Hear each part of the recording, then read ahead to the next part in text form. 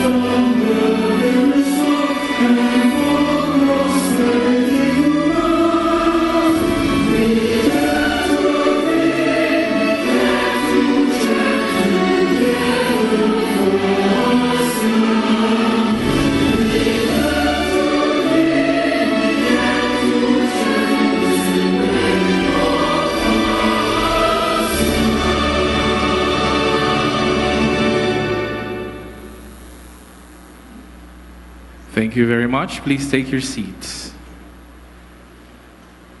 Dear delegates and guests, please welcome our host, FPLA's Head for Executive Education, Mr. Ace Victor Aceroa.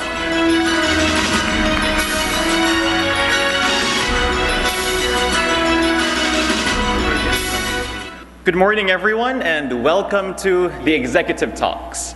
Throughout the year, the First Pacific Leadership Academy conducts executive talks to mainstream thought leadership and further enhance the development of the country's leaders. Among the thought leaders who starred the executive talks are Marshall Goldsmith, the world's best leadership coach; Michio Kaku, world-renowned physicist and futurist; Werner Voges, Chief Technology Officer of Amazon.com; Roger Fisk, the PR man behind Barack Obama's presidential campaign; NBA coach Eric Spoelstra; and even His Eminence, Luis Antonio Cardinal Tagle, Archbishop of Manila. To add to this roster of speakers, today we will be joined by a leading international relations expert, a thought leader, literally, to talk about a highly relevant and trending regional subject matter, the ASEAN integration. To further highlight the significance of this event, let us all welcome Mr. Roy Agustin Cayavalli, Executive Director and General Manager of the First Pacific Leadership Academy, for the opening remarks.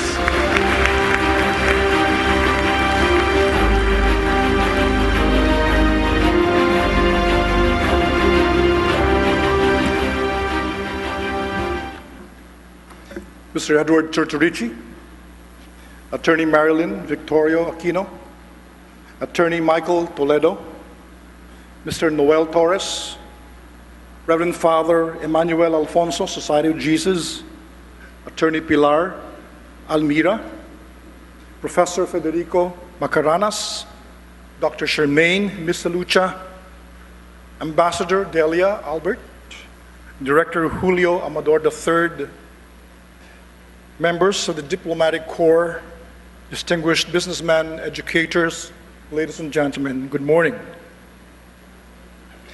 Today, the First Pacific Leadership Academy responds to the call of the ASEAN, the Association of Southeast Asian Nations. There have been so many ASEAN-themed conferences in the country, all raising the same question. Are we ready for ASEAN integration? While we look forward to a peaceful Southeast Asian community in the future, the answer to this cliché problem is neither a yes nor a no.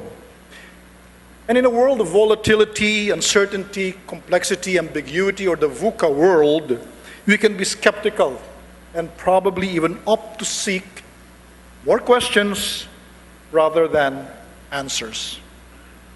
It is through questioning, after all, that we really facilitate training and education, or learning for that matter. More than the question on our readiness toward regional integration, this executive talk will aim to explore the nature of ASEAN under two vital themes. The first one is the ASEAN integration power-seeking, money-making, or even community building? And the second, why does ASEAN matter to my industry, or for my own company for that matter? We are glad to know that we have a diverse mix of audience this morning coming from the First Pacific Group and other leading industries, from the government, the academe, and also our international delegations. And we thank you all for making this event a learning investment, a learning experience. With our ASEAN experts and industry leaders joining us in this purposeful engagement, let's go beyond knowing to actually just understanding the ASEAN phenomenon. So good morning, and thank you very much.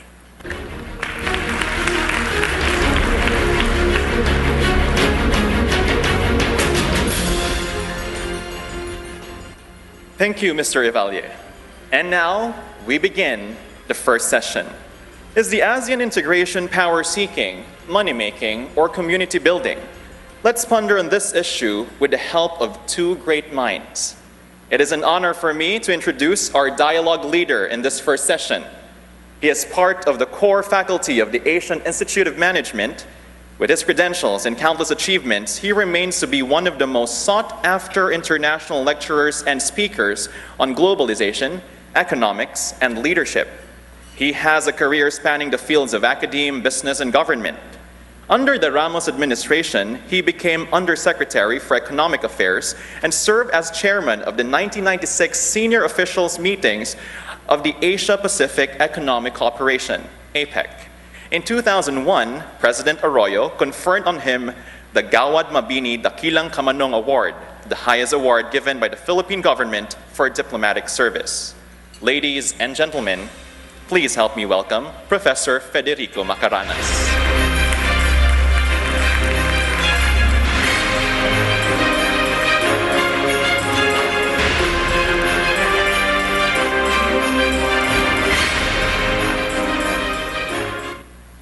To join Professor Macaranas is the main resource speaker of this executive talk.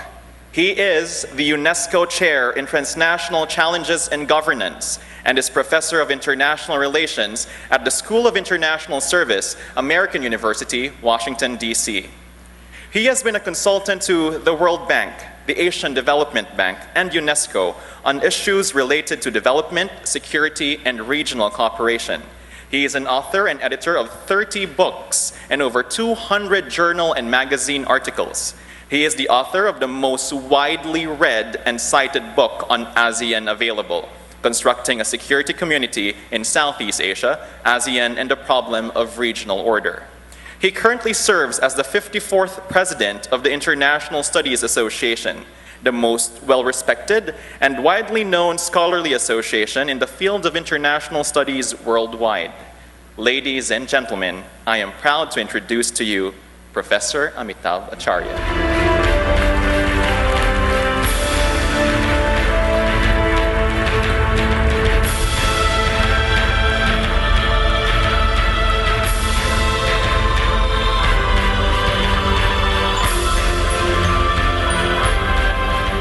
At this point of the program, Professor Macaranas, the floor is yours. Thank you very much, Ace. Good morning to everyone. I am very pleased that the Asian Institute of Management has been invited to help in this Understanding ASEAN series in part of the executive talks of the First Pacific Leadership Academy. It is indeed our honor to have Professor Amitav share this day with us, having flown from Washington, D.C. in an early morning flight, and will be returning to Washington, D.C. also in an early morning flight. So thank you very much, Professor Amitav. The very interesting issue of ASEAN, of course, has been brought to the Philippine front because of the forthcoming December 2015 deadline for integration. Yet we find that amongst the ASEAN member states, the Philippines is one of the least informed about what this community is, despite the fact that during the founding years, the Philippines was very active. And in fact, through the decades, the Philippines championed the formation of the socio-cultural community. Today, of course, the world is thrust with many groups and groupings. And we wonder, Professor Amitav, before you discuss on the substantive issues, the origins of your interest in ASEAN. Why, from the many regional groupings and issues in political economy and international relations, you would fall into this section of the earth that is the Southeast Asia in an ASEAN grouping? Thank you. Let me first thank the organizers, the First Pacific Leadership Academy, for inviting me to this event. And I'm really delighted to be here, despite my jet lag. And I look forward to discussions and dialogue with you through the day. Like many things in life, I decided to study ASEAN out of sheer luck. There was no planning that I chose ASEAN is going to be the most important regional group, or even something that people will care about when I started my research on ASEAN. You probably know this, especially those of you who have been around, that for a long time ASEAN was not taken seriously, certainly in the international community. When I started my research into ASEAN, 1987, many Americans would say, "What is ASEAN? You mean ASEAN?" The term ASEAN had not got into the consciousness of people outside of the region. And there were very little activity on ASEAN at that time. Before the Cold War actually ended, and there was no ASEAN free trade area. That happened only in the 1992. So how did I decide to study ASEAN? I came to look for a job in the region. I was born in India. I was educated in Australia. So I was taking a flight from Australia to India, and I stopped over in Singapore. And I met a former professor of mine who was working in the Institute of Southeast Asian Studies. And during a conversation, and my dissertation was on American military strategy. It was not on Asia, not on Southeast Asia. But I was asked if I could come and spend a couple of years trying to study regional security in Southeast Asia the way I studied regional security in the Middle East. And that was basically my US strategy in the Gulf was my dissertation. And that was my first introduction to Southeast Asia. But once I Singapore, traveled around the region, I felt there was something going on here which people, the world outside, should really know. And that is the idea that how come a group of states, and those days there were only 6, Vietnam became a member in '95, and this is before that. How come a bunch of countries which used to fight with each other are living so well peacefully?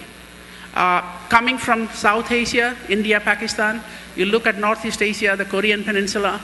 My dissertation topic dealing with the Middle East. Now, everywhere there is conflict. In Southeast Asia, of course, there is conflict, but it's nothing like the rest of the world. And that was what got me interested. Why are these countries able to live peacefully with each other in a way that we don't see in most parts of the world? And once I started my research into this, I also realized one more thing. Of all the places in the world I have visited, Southeast Asia made me feel most at home. It's an easy place to travel, easy to feel welcome, easy to make friends, and it's also a fascinating place with a lot of cultural things, the Angkor Wat, the Borobudur, the temples of Burma. So I decided that if I want to study something as my specialization, it will be Southeast Asia. So and economics ASEAN. was not one of them. It was just politics and people. So now that we are looking at an audience very interested in the economy as the economic integration happens in December 2015, your interest in Southeast Asia originating from the geopolitics perhaps and this people-to-people thing has metamorphosed into something which the title of our discussion suggests is no longer the power-seeking or the community building, but it might be the money-making aspect that will be of interest to many people. So how does this figure in what Henry Kissinger would like to revive? That the Westphalian nation states will figure prominently in all of our future. Therefore, when we talk of the title, it's the power-seeking angle that matters the most. Well, I think what is happening in Southeast Asia, I don't think the Westphalian model explains it all. Of course, one of the main characteristics of ASEAN is its diversity. You cannot find another regional group where you have almost every religion represented. So we have Christianity, Buddhism, Islam, Confucianism, and pockets of Hinduism. All religions are there. The European Union, by contrast, is a club of Christian nations. Then, of course, political systems. When I started my study of ASEAN, well, we had a couple of military dictatorships in Indonesia, and in particular in Indonesia, Philippines had just gone through the revolution. Myanmar was a dictatorship, but then Singapore and Malaysia were democracies of sorts. Vietnam was and is a communist country. It was not a member of ASEAN at that time. Brunei is a monarchy. So it's pretty hard to say the Westphalian model with kind of the idea of a nation state really fits into Southeast Asia or ASEAN. And also these countries are not equal. I mean, there is a huge disparity, economic and physical disparity among ASEAN countries. There was something more than that. And that more is the idea that this is a community. And I know the term community is misused. People use it in very loose sense. But if you wanted to look at a community, there was a sense of community in ASEAN that I felt right from the beginning. For example, a community is often defined in relation to others. So I felt that Southeast Asian countries, they don't want to be China, they don't want to be India. They want to be Southeast Asian. And that's the idea of a community. We're different from others. There are relatively weaker states, not large, strong states like militarily powerful states like India, China, or Japan. And that was really one of the things that kept ASEAN together. What about economics? I really didn't think ASEAN was very interested in economics.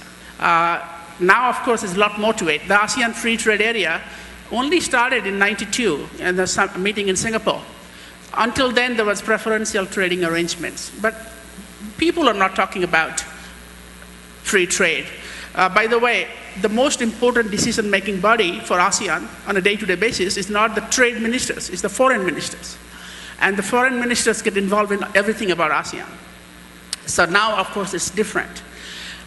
So economics was important insofar as it will add to the security. You have to be prosperous to be peaceful.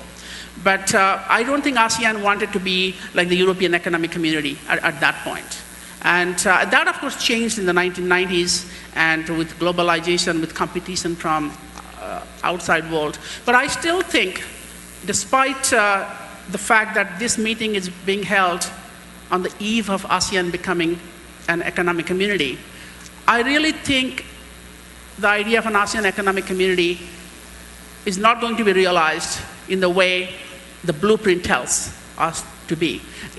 but it is useful as a support for the overall ASEAN political community.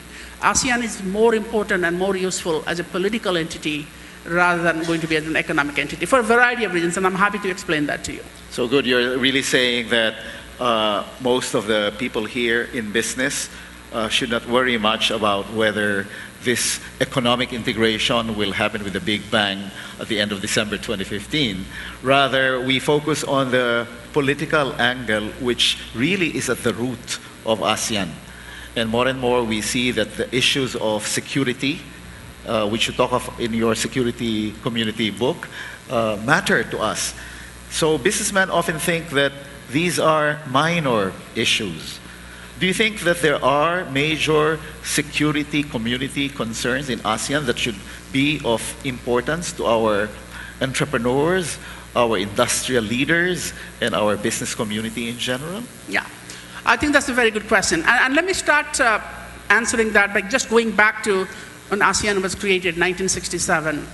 And I don't know whether I have a slide which talks about the ASEAN's founding goals. If I can put that on the screen, it will be good. I don't know what number is that. But while this comes in, there was, of course, every regional group talks about economic growth as an objective. But in the case of ASEAN, it was explicitly, the idea of a free trade area was explicitly rejected. And I can show you in my book, there is a discussion of this, that we cannot be like a European economic community. That's not good. We're not at the stage of development. No, I think it's, we will see all of that. I think it's going back, or going back a little.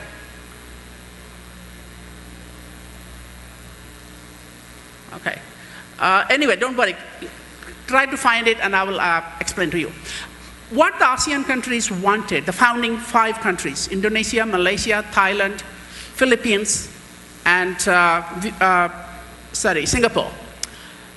They thought the best way to achieve economic growth is to stop fighting among each other. And this was after the Indonesia-Malaysia confrontasi, when Indonesia's Sukarno had attacked Malaysia, questioning the legitimacy of the Malaysian state. He thought it was a conspiracy of the British to create a Malaysian state. So there was actual war between Indonesia and Malaysia, and ASEAN was created as a way of solving that problem. In fact, the creation of ASEAN coincided with the end of the Indonesia-Malaysia conflict. So if you look at the statements of ASEAN's founders during that period, and I have dealt with them extensively, they all said the best way to achieve economic progress is to stop fighting and wasting our time and energy and resources on military confrontation. Instead, we should find ways of resolving our disputes peacefully, and that leaves us time and energy to devote to economic development. And that was the economic goal of ASEAN, not creating free trade area. In fact, the free trade preferential trading arrangement came only in 1977, and ASEAN was created in 1967. And the idea for ASEAN free trade area came in 1992. So economics was really not in the direct sense, but in the indirect sense was a motivation of ASEAN. So you really think that these will continue to be the basis for the cooperation among ASEAN states, that the political dimension looms large, especially since you talk now about China, India, and the dialogue partners of ASEAN caught in a web of alliances that might underpin the economic success of ASEAN. Sure, but let me also say one thing, that economics is not unimportant. I mean, it has become more important over the years, and that is because of a number of developments. One of them is the competition from China, India, and other sort of emerging powers. And the other thing is the economic crisis of 1997. That was a wake-up call. But ASEAN is in a difficult situation in terms of economic, it's an economic location, let's put it this way. Intra-ASEAN trade has never really exceeded 30%. It's on average around 25, 26%. And why, you can look at the map and tell you, ASEAN is surrounded by East Asian economies, more advanced. I mean, Japan provided a lot of investment to ASEAN. Japan-ASEAN trade is important. So ASEAN cannot do a free trade area that excludes or some way delinks its market from the markets of Japan, China, and increasingly India. And of course, not to mention the European Union and United States. So ASEAN cannot be a self-sufficient entity economically, in terms of its trade at least, or even investment. So ASEAN leaders were pragmatic. They don't want to create an economic bloc and in a way that diverts trade away from the region and creates trade within the region. So that's why ASEAN is like a concentric circle. It has its own free trade area or economic community, but it's involved in APEC, it's involved in all kinds of bilateral trade, China-ASEAN trade, China-India trade, and I think that is pragmatic, and that's basically in keeping with ASEAN's location. Yeah. Professor, it is very interesting because next year the Philippines is host to the APEC, the Asia Pacific Economic Cooperation Summit of 21 economies. ASEAN used to be thought of as the heart of APEC, yet increasingly we see the dilution of ASEAN's role. While you say that politics is the determining factor in the origins of ASEAN and economics is now becoming the driving force, we see that the original open regionalism concept in APEC also permeates ASEAN. That means that countries are free to unite in groupings like ASEAN or APEC, but they must keep open their relations with the rest of the world. So in such openness, we retain our colonial trade and investment ties. We retain our technology and human movement to those former colonies. In that regard, China and India do not figure in the history and the colonial past. Yet, we're saying that, hey, China and India will become a dominant player in ASEAN's future.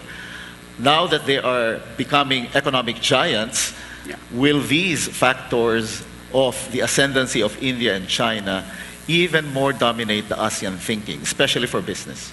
Okay, let me answer your question in three parts. The first part is that ASEAN is a community of over 600 million people, like something like 620 million people, around that. That's not a small size. ASEAN has a combined GDP of over $20 trillion. That's actually slightly higher than India's.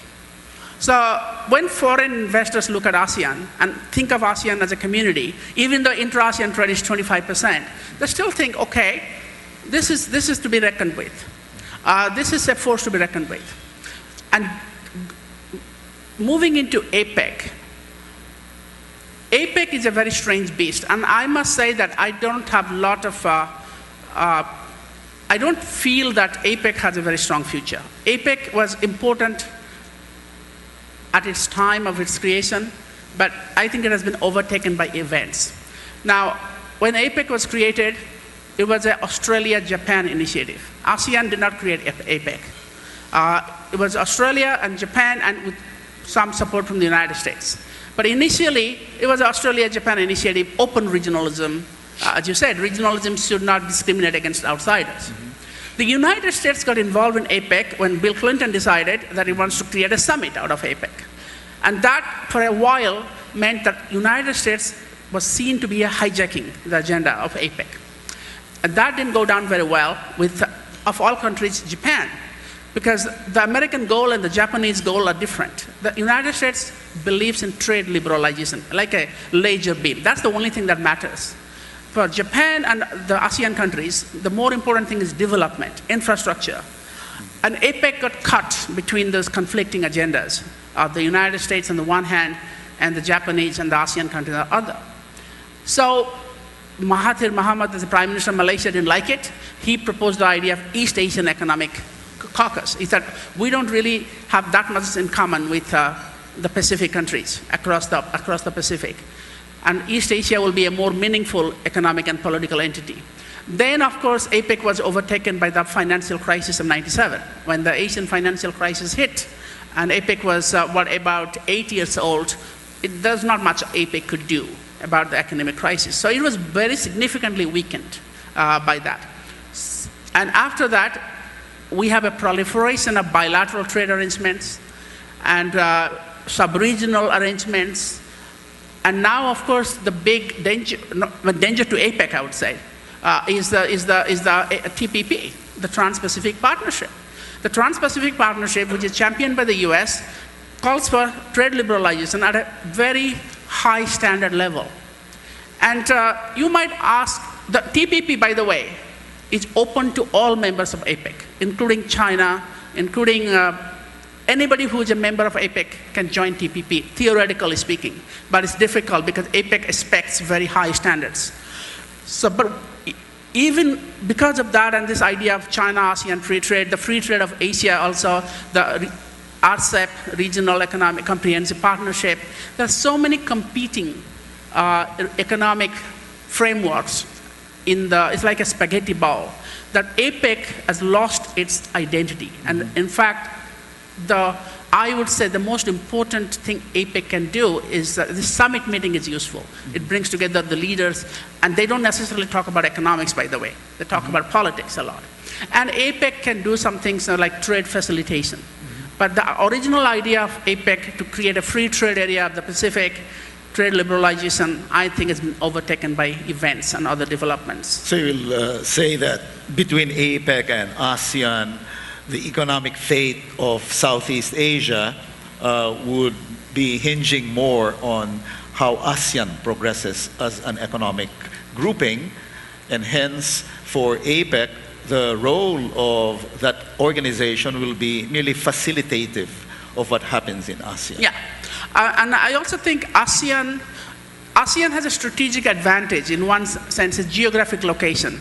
It's the entity that links India with China or Japan, so Indian Ocean with the Pacific, and it's ASEAN's single most important strategic value to the rest of the world. It's its location. I mean, I have a map there. Can I go back to why ASEAN is important to the slides? And that will graphically tell you why the world looks at ASEAN. The next one. This is, by the way, that's important too. Yeah. Over 600 million people, with 20 trillion combined GDP. But look at the importance of our sea lanes.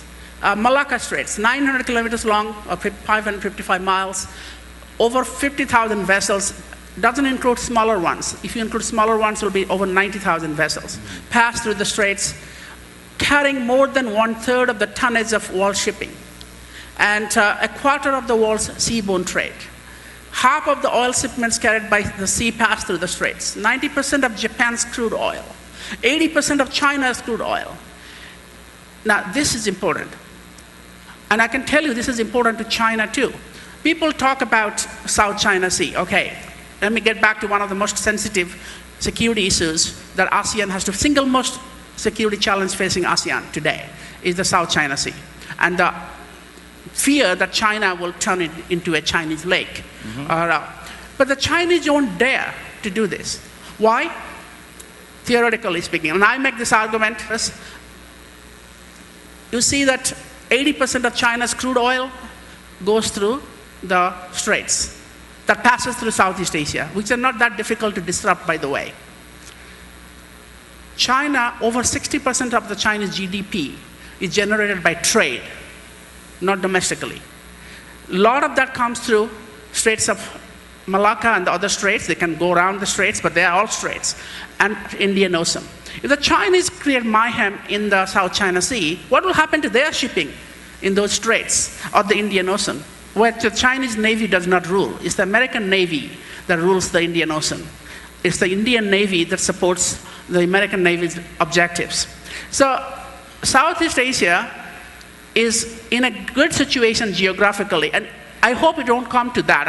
I'm giving you a very sort of extreme geopolitical view here, a scenario, which hopefully will not materialize. But if it does, I don't think the Chinese would get away with this. And the people say, like Robert Kaplan, that China is trying to turn the South China Sea into a Chinese lake. I never believe that they can do that, because they depend so much on their trade, which passes through other areas. You think that the current sentiments of the nationalists in China that hug the headlines will be temporary, and that long term China will behave like a world power, thinking that it's so interconnected with the world, they cannot start a little war in this part of the world?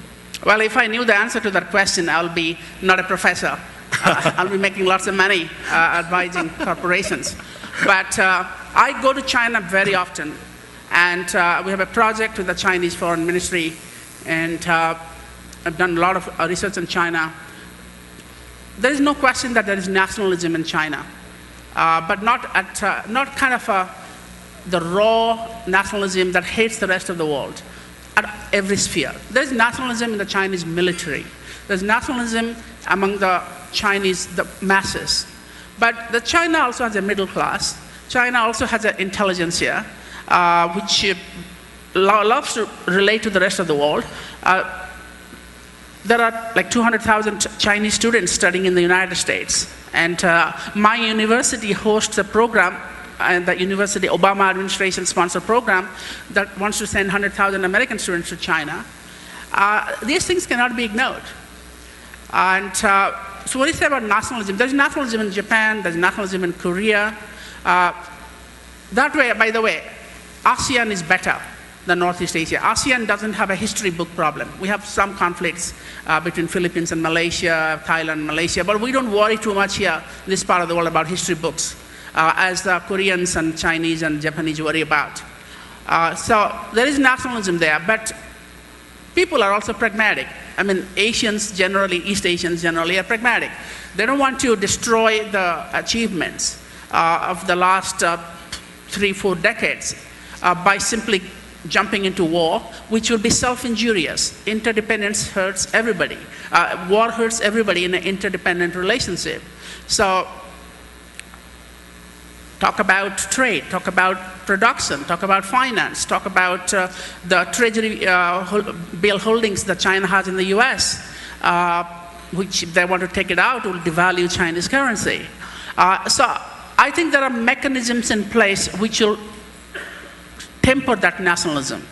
And I think the Chinese government knows that. They try to play with nationalism once in a while, but when it becomes too serious, they try to suppress it themselves.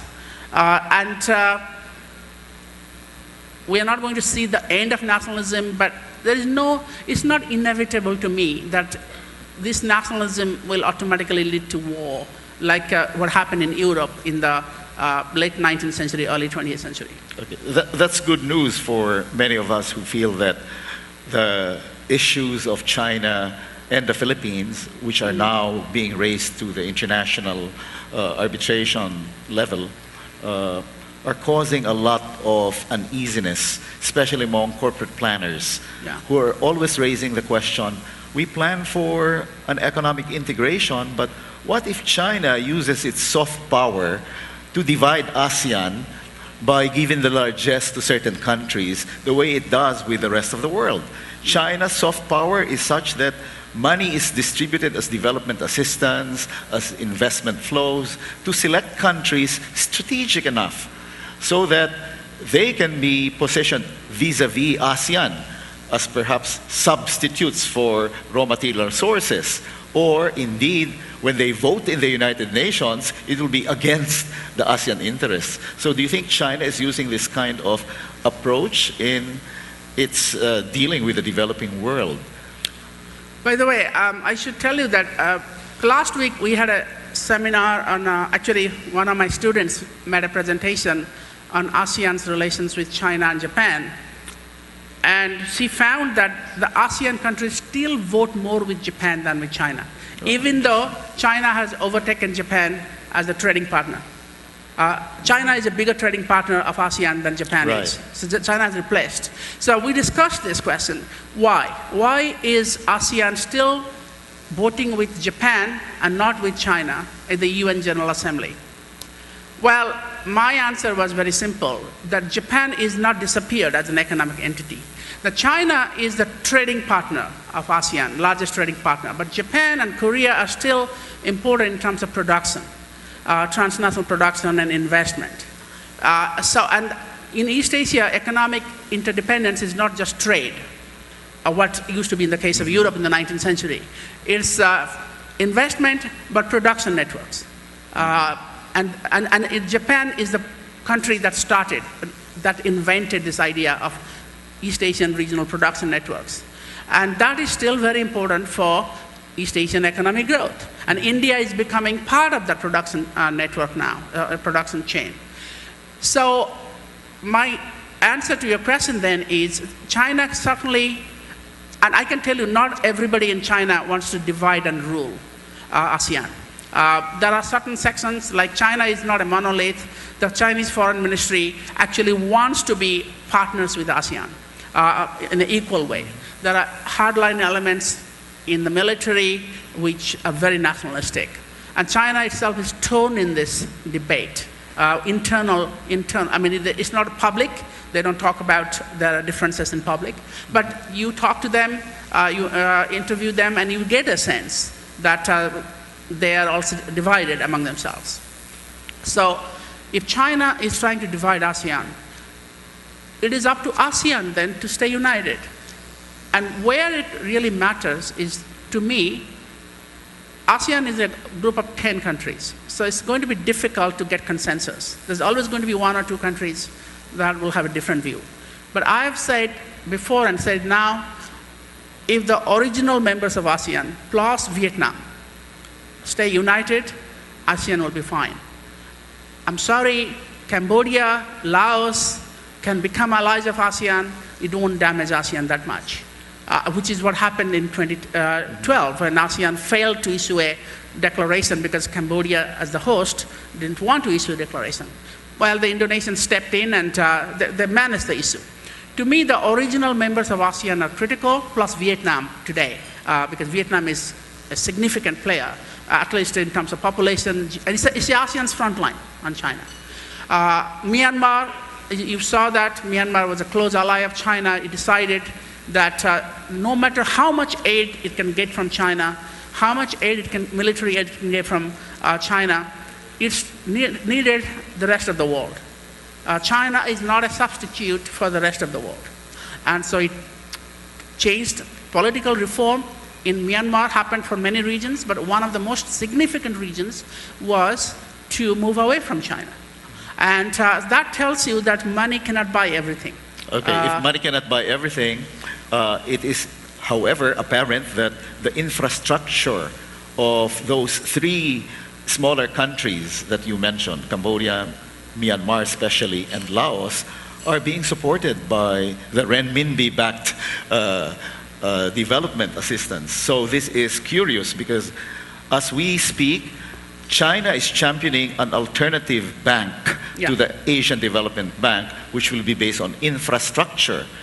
And the kind of development assistance that China will give these three smaller states that may be separated from the rest of the original ASEAN members thinking vis-a-vis China, this might be a very powerful force because as we speak, the Myanmar seaports, highways are being funded by Chinese money.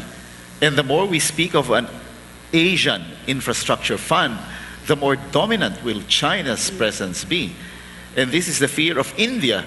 The moment that there is an entry point to the Indian Ocean via Myanmar ports, then China is very much open not only to the trade possibilities with that part of the world, but with whatever interests it may have beyond economics. So is this dangling of infrastructure fund money to the smaller countries in ASEAN going to more or less soften the power of the original five plus Vietnam that you speak of? Yeah.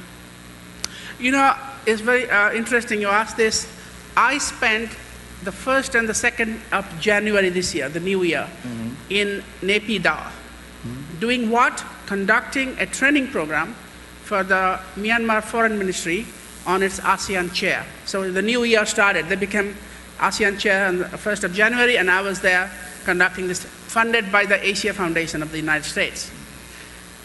I can tell you that the Myanmar government and Myanmar people, I go to Myanmar quite often, part of my research, they are very excited about this opening for the rest of the world. They do not want to go back to the period of isolation. And they know that if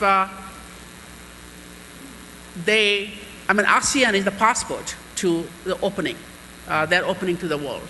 And they know that if they do too much of a reversal, not only in the domestic politics, but also foreign policy, and go back to the Chinese camp, some of this will disappear. Not everything is going well in Myanmar. I recognize that. There have been a suppression of journalists. There is ethnic violence. But I don't see a reversal in Myanmar. Myanmar is on the way to reform. It may not be a linear process, and there'll be ups and downs. But I think the government and the people of Myanmar realize that their future lies with being open to the rest of the world, including China. I don't think they want to say our relationships with the West or ASEAN or India is at the expense of China or vice versa. Aung San Suu Kyi has said that, everybody has said that. The question of China's investment bank, the Asian Infrastructure Investment Bank. It's interesting that theoretically it's open to every country. I mean, it's not a Chinese only entity. So anybody can contribute to the capital of the bank and become a shareholder. Mm-hmm. So it is interesting that China is taking the so-called multilateral approach. I mean, it may compete a little bit with, say, ADB, although too early to say, or the World Bank. Mm-hmm. The governance of this infrastructure bank has not been spelled out. We don't know who's going to make the decisions, how they're going to make the decisions. If it's going to be like the BRICS Bank, we can expect that others will have a say too. And I can confidently predict this. If China wants to make it as a Chinese-owned and operated monopoly, where decisions are made only by the Chinese, they might as well do it bilaterally on themselves. This bank will have a very different future. It will not have legitimacy. It will not really go very far in terms of regional influence. But if China opens it up and actually makes it truly multilateral, it will be a force to reckon with. And I don't see why that would be a bad thing for the region. I think it will be a good thing for the region, because at the very least, it will put pressure on the Western governments to speed up reform of the international institutions, World Bank and IMF. And same goes for the BRICS as well. I don't know whether the BRICS Bank or the BRICS finance facility is going to replace the IMF or the World Bank. I don't think that's going to happen. But it puts pressure that we've been talking about IMF reform. We're talking about World Bank's reshaping or reorienting the World Bank. But the IMF reform has been held up in the US Congress for the last 4 years. So having these sort of things, if they can sensitize the current powers that be in the global governance system to make them more open and democratic and accountable and give more space to the emerging powers, I think this is positive. It's nice to hear that you are saying the China-led infrastructure bank may force reform on the institutions like the World Bank or the ADB, but as well reforms on the countries that use those funds. Because this is part of the thinking that it takes outside pressure for countries to fully reform. Internally, they'll do reforms in governance, in transparency, but it takes an outside pressure to really make a difference in their longer-term efforts to promote those things. Yeah. And ASEAN, of course, has been noted to be not particularly high on the governance scorecard. And indeed, many people have challenged many of the new leaders in ASEAN to show otherwise, so that investments will flow into their respective countries, and think of them as basis for a regional effort to uplift the peoples of this region, while at the same time making money for themselves. So in this regard, I'd like to move on to the India factor. Because from China to Myanmar to India, the connection is quite clear. You are looking at potential openings, not only in infrastructure, but in markets, that will reshape the direction of trade and commerce. For example, The Philippines is low in ASEAN consciousness because it has been alleged, and perhaps rightly so, we are too American-centric. Our colonial past defined the trade and investment relations, and in fact, the emigration flows. Most Filipinos prefer to migrate to the United States, but more recently to other places. Now, this is very important because India itself has experienced a free, open world economy that forces itself to reform, especially in the IT sector. Imagine if indeed opening economies for reform will come from outside impetus. Now I can sense that you could say positively China will be the driving force to make economic leaders in ASEAN reform faster so that they see themselves as a grouping rather than as individual small countries dealing with a giant of 1.3 billion people. Yeah. So do you think in this way India serves as the other force that ASEAN should look at in order to balance its own approach to planning for the future? Yeah. I think you raised two questions here. I mean, one is that what's the role of ASEAN when you have both China and India as rising powers? And then you're talking specifically about the role of India in this equation. The first question is actually, the news is actually good. Because as Singapore's former Prime Minister Goh Chok Tong and his former Foreign Minister George Yeo a couple of times said, when the East-West trade flourished, he talked about the India-China trade before the advent of the Portuguese in the 15th century. Southeast Asia did very well, sitting between India and China as the hub of the trade. So Southeast Asia prospered when India-China trade flourished. And when India and China were both significant economic players. India and China, by the way, produced 50% of the world's GDP before 1800s. The largest two economies in the world. China itself produced something like 40% of the world's GDP. These are not small figures. And there is a forecast, depending on who you believe, this is contestable, but India and China could probably get back to 40% of the world's GDP by 2050. There's actually an ADB study which I participated that makes that projection under certain conditions.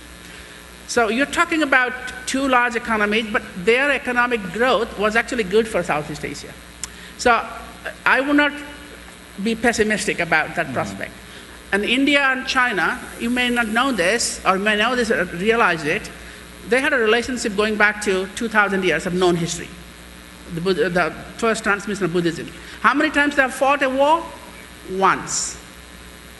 So a lot of the news we get from the media are based on very superficial understanding of the historical dynamics.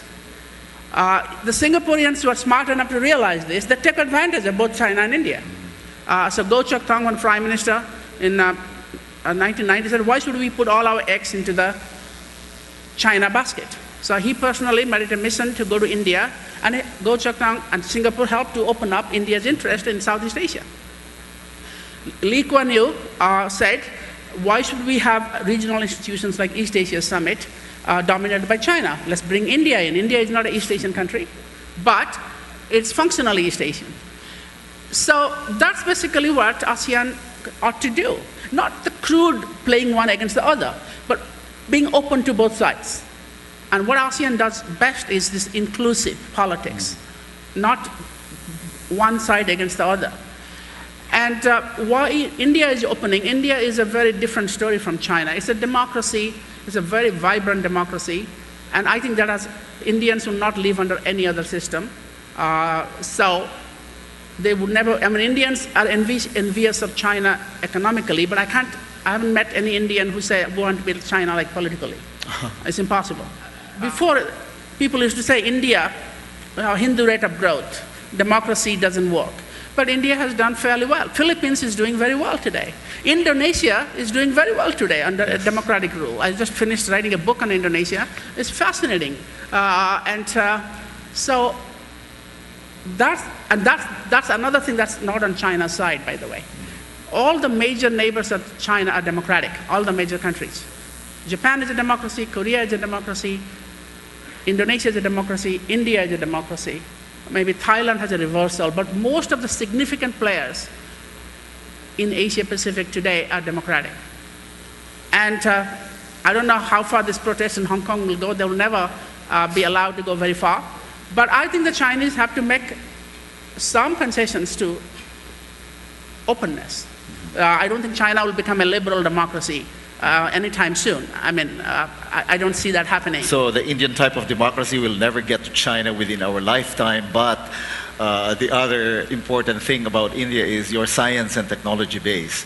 Earlier in the morning, we were discussing over breakfast how interesting this contrast is. While China manufactures many things for the world and for its own market, India also produces technology that is used in the supply chain that is more important for long-term growth.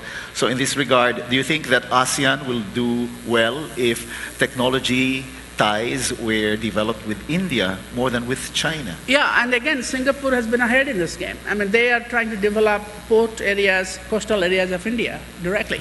By the way, Indians have traditionally been better at basic science than applied science. So India invented zero, by the way. So they're better at that, and partly because the infrastructure, the facilities for applied science has not been very good, and because the government of India has suppressed innovation. So it's the Indian private sector which actually has led the way in all this IT. You know why the IT sector in India is doing well? Because the government never regulated it. And pharmaceuticals. These are Indian companies which are world-class companies doing their own thing without any help from the government and despite government lack of help or even bureaucratic red tape, which is different from China because Chinese companies tend to be basically supported by the government or extensions of the government. So I think India's is a better model in that sense. But India also has problems, partly because it's very diverse. There is a huge disparity between different provinces. Politics is very chaotic, although ultimately it works out. I mean, India has it's amazing to see a country of over 1 billion people transfer power in a matter of few days without a single incident of violence. That's happened when we have the government that came into office is radically different from the previous government. So India that way shows the world that you could actually have a democratic political system and have development. And India is increasingly part of the production network too, at least in pharmaceuticals and especially automobile sectors. The Japanese are paying a lot of attention to India. So I think I would say India has a fairly bright future. It may not achieve 10% economic growth or 12% economic growth like China, but it's certainly, it's investing, now it's going to invest a lot on infrastructure, which is what it needs. Indian airports today, if you have flown through India, recently are so much better than they used to be 5 years ago or 10 years ago in every major city. So I think India will be a good partner to ASEAN. Especially to countries like Myanmar, to Singapore, to Malaysia, which historically have been linked to India, traditionally, even before the colonial times. Right. In fact, I think in the tourism sector, India gave a lot of support for the restoration of the Angkor Wat. And it's interesting that we forget history that fast. Our tourism flows within the region is one of the factors that will make ASEAN more cohesive and identify people-to-people movement as the driving spirit of what will make for an identity. While we were talking Let me just give you one statistic sure, there. Please. In 2000, 11 million people traveled within ASEAN. You know what's the figure today, 2011? 37 million people travel within ASEAN, from 11. Now, that tells you something about ASEAN's potential as a market. A lot of this happened because of cheap air travel, Air Asia. Now everybody can fly, and that's what people are doing. But also, there's a lot more. ASEAN actually has almost a visa-free regime, which is unthinkable in Northeast Asia or South Asia. Try being a Pakistani and go to India. Try being a Chinese and go to Japan without an invitation. But in ASEAN, it's almost like visa-free. I think every ASEAN member can travel to every ASEAN member, maybe with one or two exceptions. So the result is that the number of people going across ASEAN borders has tripled in a matter of 12 years. And that's good for the ASEAN single market, by the way. This is interesting because the more we get to know each other as people, then the more we understand our hopes, our dreams, our collective aspirations. And this is what EU, in effect, did. EU emphasized the interaction among younger people who will inherit the future. And this was done through university exchanges. And this is, of course, fast becoming part of the dialogue in ASEAN, that the more we get our youth to talk about our aspirations for the future, the more we know what kind of integration we'll have. Is it community building? Is it money making? Is it power seeking? And I note that Timor-Leste, which is coming fast as the 11th potential ASEAN member, Jose Ramos Horta was here in Manila a few weeks ago, and he said, in response to a question whether ASEAN would indeed be purely economic oriented, he said, you know, if ASEAN were merely about containers, shipping, and free trade arrangement, and you lose the heart, which is people, then it will self-destroy. What's your view on that? Well, I mean, on that particular question, I think he should go to Singapore and convince the Singaporeans. I think that's where the problem is. So, I don't know. I mean, I have mixed feelings about bringing Timor-Leste. I mean, I like ASEAN 10, not ASEAN 11. But if this is for ASEAN to decide, and not for me. I think ASEAN will be fine, but there are some concerns in Singapore about Timor-Leste, and that has to be addressed. But I think the idea of a people's ASEAN is very important because not long ago, ASEAN was known as a club of dictators. When you had dictatorships in Manila, in the Philippines, Indonesia, and of course Thailand, in and out of military dictatorship, and political systems in Singapore and Malaysia, or one-party states basically. So ASEAN had a perception, internationally at least, that this is a bastion of authoritarianism and supporting Myanmar, the military dictatorship. Now that's changing. Indonesia changed, and Indonesia did a lot of good work to bring in human rights and democracy into the ASEAN Charter. But I don't think ASEAN has become a people's ASEAN. You know, you go around asking the person in the street, what is ASEAN? I don't think you'll get an answer. Even though we have all kinds of ASEAN festivals, there's, by the way, something called ASEAN Bird Singing Festival. Bird singing? It happens every year in southern Thailand. It's called ASEAN Bird Singing Festival. There's an ASEAN rickshaw race that Surin Pitchuan started. Then ASEAN Tourism Association, but these are either professional associations or there's, of course, a government-to-government interaction. ASEAN still is a very club of kind of elites or governments. So it hasn't really filtered down to the people. People do not know about ASEAN, and they do not relate to each other.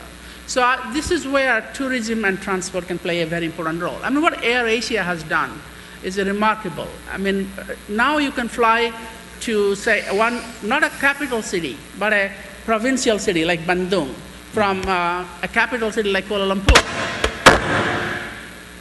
Oh, what happened? Certainly, I didn't say anything. You can fly to Luang Prabang from Chiang Mai. And this is absolutely remarkable. And the ASEAN infrastructure initiatives will make it even better. So I'll add to that, Cebu to Kota Kinabalu. That's right. I mean, when I came to Southeast Asia, it was impossible to do that. You have to go to a capital city, take a regional flight. But I also think we need to have more exchanges among the people. We need to have more, for example, language is a major issue. I mean, like, of course, English is the operating language of ASEAN, but how many Filipinos study, say, Thai? Or how many Singaporeans used to study Malay. Malay is the national language of Singapore. And most Singaporean leaders could speak Malay. Lee Hsien Loong speaks a bit of Malay, Lee Kuan Yew, but I am not sure that will be true in another generation. Bahasa Indonesia, how many people from Vietnam will speak Bahasa Indonesia?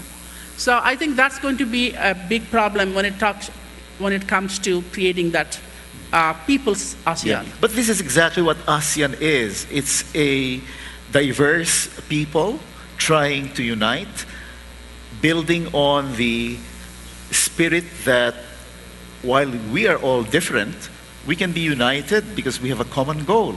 And that's exactly